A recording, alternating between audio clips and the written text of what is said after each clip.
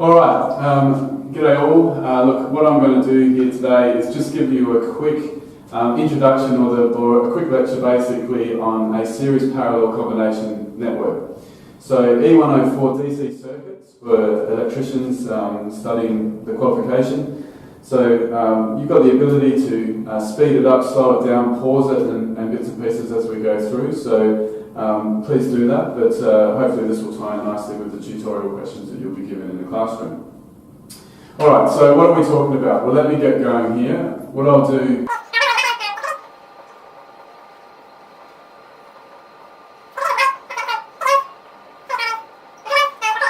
volt supply.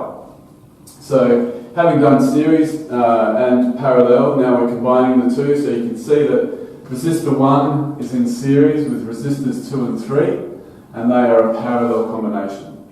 So this is a basic type of question that you'll get asked. I guess, look, in the first instance, it's all about where do I start and what do I do first. If the tutorial or the assessment question doesn't ask it, generally you're going to have to find the total equivalent resistance for that circuit. So if we get underway with step 1, the resistance total is going to equal, now we know we've done parallel, so resistors 2 and 3, we would have to do the parallel addition of those. I will use x to the minus 1 for our reciprocal function, plus 100, x to the minus 1, and when you do the reciprocal of that, that will equal 42.86 ohms.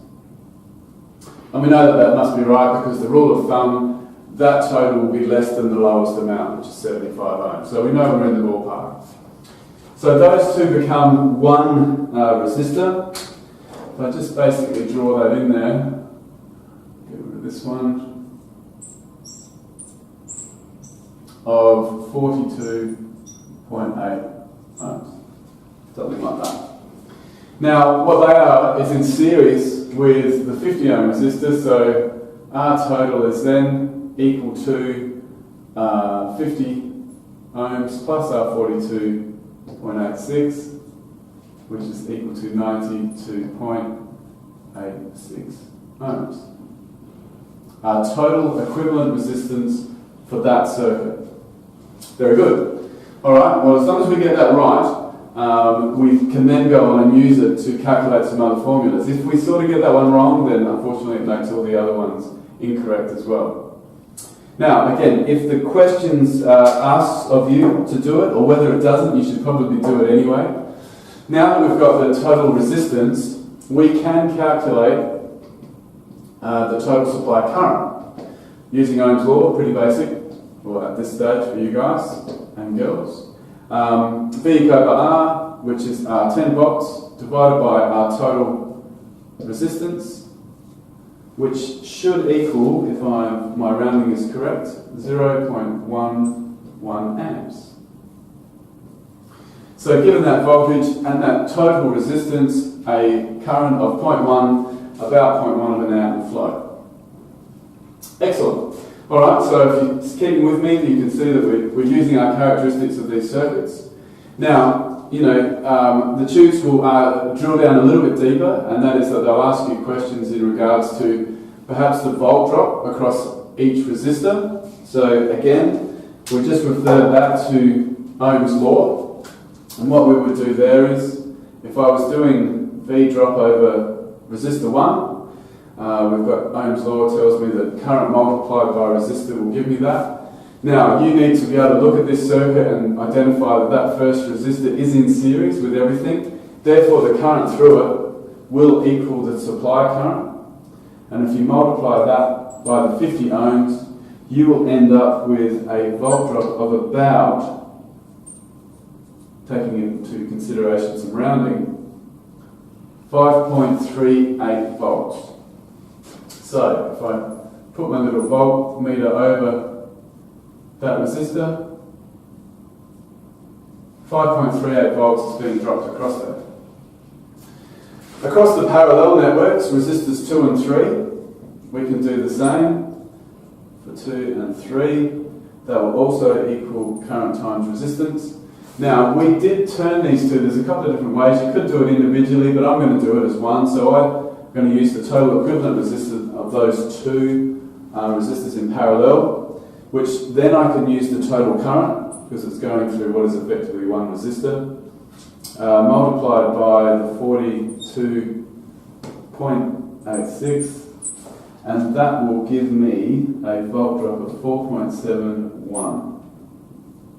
Again, or thereabouts, according to your rounding. I generally round to about 2 decimal places.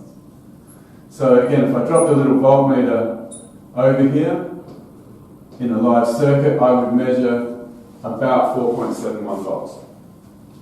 Excellent. All right, so we're building our knowledge about this little circuit. Now, the drill down of the questions might be, what is the current through resistor 1? Well, we could do that, I equals V on R, or you could actually look at it and say, I know that in series it will be the supplied current, so it's a little bit of a trick question. But let's say, for example, what would be the current through the 100 ohm resistor? So this is a typical type of question. Again, Ohm's law says voltage divided by resistance. Now this is where the challenge comes in, to know that this is in parallel. We've already calculated the volt drop across that parallel network, so we know the voltage across this one will be 4.71. We know its resistance value, so therefore it's quite simply 4.71 divided by your 100 ohms, and that will give you the current flowing in that resistor. To check that, you could do the two resistors together, and they will ultimately then add up to the total supply current, because we know Kirchhoff's law says that what goes in must comes out. And also, to do with your volt drops, looking at the circuit, Kirchhoff's law for volt drop comes in as well, and says that these two here, added together, must give you the supply voltage. If any of those things don't add up, then you've made an error in your calculations, and you need to go back and try and identify that. Alright, so look, that is a brief look at a basic introduction to the combination series parallel network. I hope it helps. You can replay it, slow it down, have a look at it, and if you know me, you know how to contact me. So if you've got any questions, please let me know. Alright, great. Thanks a lot.